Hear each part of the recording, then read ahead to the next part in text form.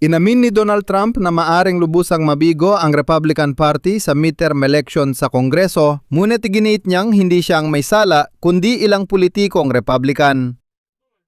Inamin ni Donald Trump na may malaking problema ang mga Republican sa midterm elections ngayong Nobyembre. Pero ibinato niya ang sisi dito sa sarili niyang partido sa Kongreso at sinabi niya na mahal ng mga Amerikano si Donald Trump pero hindi nila gusto ang kanyang partido. At sa parehong araw, isinulat ng mga Amerikanong media na naipit si Trump sa digmaan laban sa Iran na walang malinaw na solusyon. At ayon sa mga source mula sa White House, ang mga opisyal ng administrasyon ay unti-unti nang tinatanggap ang sigalot. Malamang ay magpapatuloy sa anumang anyo hanggang sa mismong eleksyon. At malinaw na ngayon na ito ay isang digmaan. Ang digmaan laban sa Iran ay siguradong hindi magpapapanalo sa mga Republikano. Kaya naman, kung uunahan ko na, sinusubukan ni Donald Trump ibaling ang sisi sa iba, hindi sa sarili. Sabi niya, kapag natalo ang partido dahil lang wala si Donald Trump sa listahan, kung siya lang ang nandoon, siguradong makukuha ang buong Kongreso. Pati Senado, pati mababang kapulungan, pati lahat, makukuha raw namin lahat ng pwesto. Pero dahil wala ako, sabi niya, sila raw ang may kasalanan sa lahat. Pati mga Republikano, kongresista at senador, hindi sila sumusunod sa kanya. Yung mga nagsasabing kasalanan ng bigmaan sa Iran, inflasyon o presyo ng gasolina, tinatanggihan niya. Sabi niya, mahal siya ng mga Amerikano. Marami pang nakatagong problema rito. Alamin natin yan sama-sama. Ako si Alexei Pecci. Bago magsimula, mag-subscribe muna kayo sa YouTube channel na ito. Mahalaga ito. Malapit na tayo sa 300,000 subscribers, kaya't lubos akong nagpapasalamat sa bawat subscription ninyo. Kaya sa panayam na yon, habang sumasagot sa tanong tungkol sa pagkadismaya ng mga botante sa Republican Party bago ang midterm election sa Kongreso, sinabi ni Trump, "Hindi ako dahilan ng galit nila. Sila mismo ang galit sa mga Republican kung magiging tapat ako." Ang pangunahing tanong ayon kay Trump mismo ay ganito, pupunta kaya ang mga galit na botanteng ito para bumuto? Kung siya mismo, ibig sabihin si Donald Trump, ay wala sa balota. Narito pa ang isa niyang sinabi. Ang tanong ay kung boboto ba sila? Dahil marami sa kanila ay galit na galit sa mga Republikano, hindi sa akin. Yan lang ang bagay na hindi ko masasabi sa inyo. Hihilingin ko sa kanila na pumunta. Ibig sabihin, sigurado si Donald Trump na mahal siya ng tao kahit may inflation, mataas ang presyo ng gasolina at may digmaan kontra Iran. Matatalo ang mga Republikano sa eleksyon dahil ayaw sa kanila ng tao. Kung si Donald Trump ang nasa listahan ng partido, siguradong panalo ang partido ng landslide. Kapansin-pansin na ipinapakita ng dating pangunahing pollster ni Donald Trump ang malinaw na pagkabigo ng mga Republikano.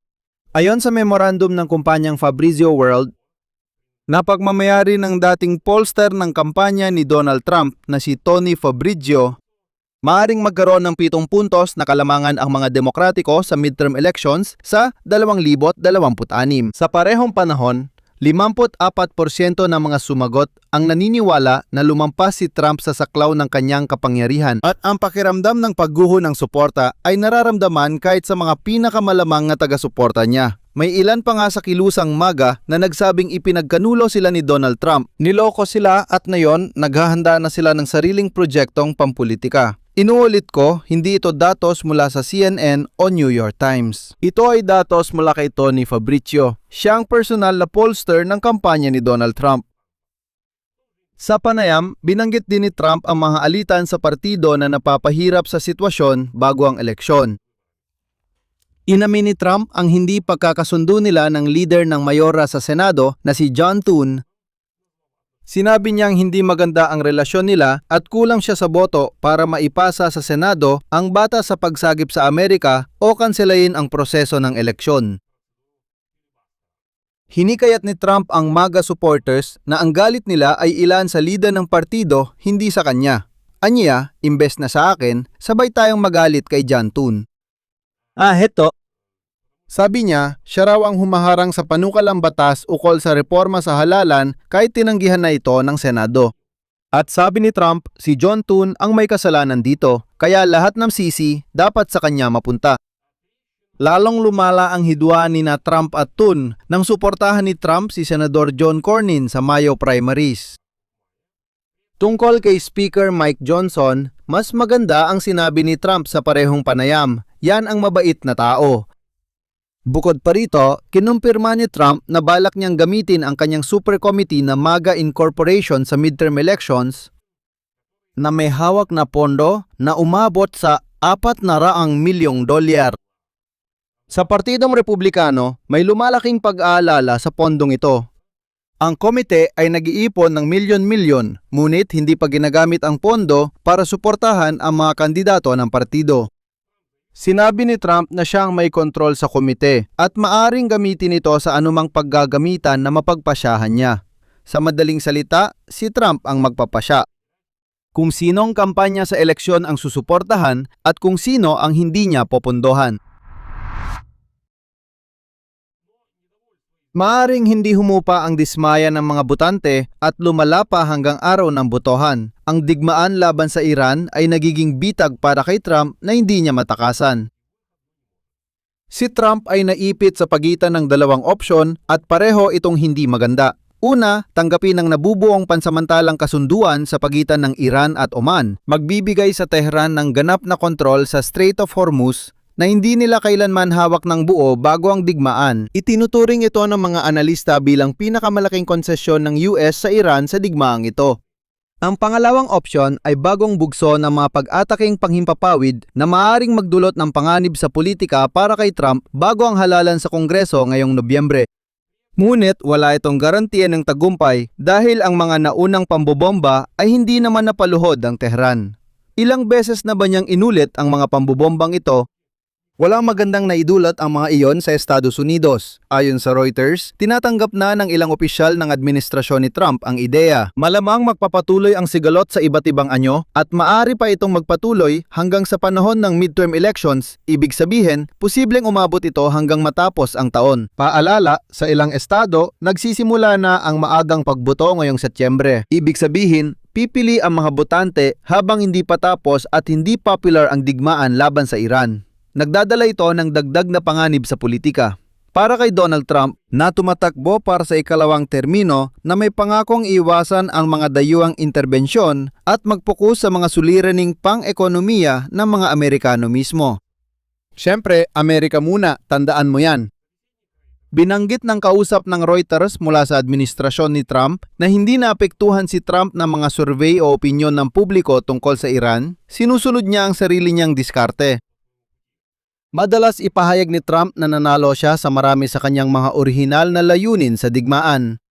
Hindi nakamit ng Estados Unidos ang anumang resulta. Umiiral pa rin ang programang nuklear. Walang naganap na paglipol sa liderato ng rehimen. Walang naganap na pagsuko mula sa Iran. Tuloy pa rin ang mga missile at drone program. Halos lahat ng mga puwersang proxy ng Iran ay umiiral pa rin hanggang ngayon. Ano ang ginawa ni Trump? Pinalakas lang niya ang posisyon ng Iran sa reyon. Sa totoo lang, nakamit ng Iran ang mismong kontrol sa kipot ng Hormuz. Nawala sa kamay nito bago nagsimula ang digmaang ito. Ano naman ang nakuha ng Estados Unidos? Sa ngayon, wala pa silang nakuha, maliban sa mga gastos para sa digmaan na ito. Ngayon, binigyan diin ni Aaron David Miller, dating negosyador sa gitnang silangan sa ilalim ng mga administrasyong demokratiko at republikano, ang diwa ng dilema. Isa itong listahan ng masasamang pagpipilian. Pero baka alam ni Trump na hindi pwedeng magpatuloy nang walang hanggan ang digmaang ito. May kailangang magbago at maaring ito ay ang pagkilala sa bagong realidad ng Iran sa kipot.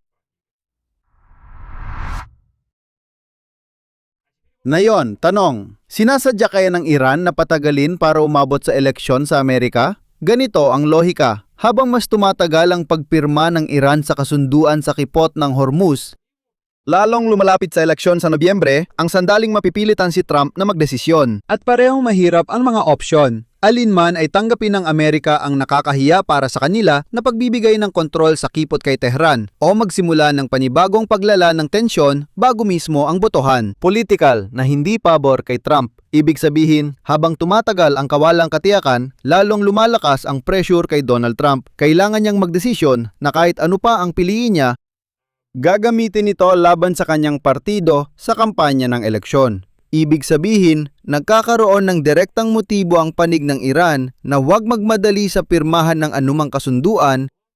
Alam nilang ang faktor ng kalendaryo ng eleksyon ay laban sa Amerikanong presidente at hindi laban sa Tehran. At ngayon, sinasabi ng mga tagapayo na noong unang mga araw ng paglala ng tensyon, pribadong binalaan ng mga nakatataas na tagapayo si Trump na mahirap pigilan ang paglala ng sigalot. Nagdudulot ito ng panganib sa politika para sa mga Republikano sa eleksyon niyang Nobyembre ayon sa bagong pagsusuri ng Reuters na tugma sa babala 6 na buwan nang nakalipas. Hindi pa rin ito nawawalan ng saysay, bagkus ay lalo pa itong naging posible. Pero si Trump, hindi niya sinisisi ang sarili sa pagkabigo ng partido, kundi ang ilang miyembro nito at sigurado siya na siya mismo ay tama ang lahat ng kanyang ginagawa at matatalo ang mga Republikano sa eleksyon dahil sila mismo ang may kasalanan. Dito ko natatapusin. Ibahagi ang inyong opinyon at mga konklusyon sa mga komento sa ibaba ng episode na ito, mag-subscribe sa channel, pindutin ang kampanilya at huwag kalimutang mag-like. Yun lang po, ingatan ninyo ang inyong sarili. Paalam sa lahat.